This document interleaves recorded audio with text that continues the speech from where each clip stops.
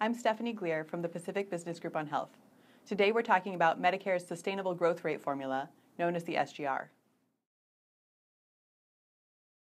The SGR was put into place in 1997 to try to keep physician cost growth in check. At that point, physician costs were growing so fast that they threatened the solvency of the Medicare Trust Fund. How did we get to a place where costs were growing that fast? Well, traditionally, Medicare has used a fee-for-service system to pay doctors.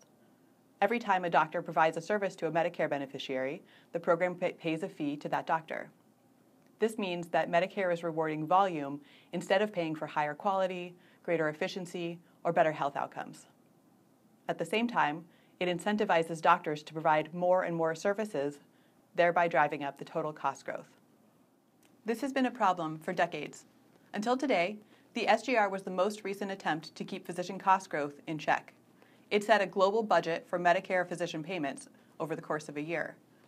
And if physician payments exceeded the total budget, the SGR would require an across-the-board cut to physician payment rates.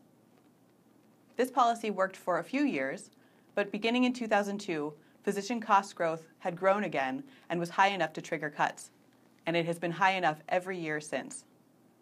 The cuts started small, but they've ballooned over time, and in 2015, the SGR would have required a 21% cut to physician payment rates.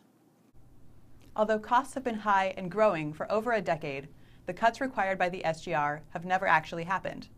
Congress has passed 17 separate SGR patches to prevent cuts to Medicare physician payment rates.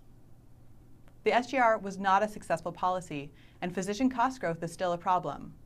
The good news is that today, Congress passed the Medicare Access and CHIP Reauthorization Act, which replaces the SGR with something better.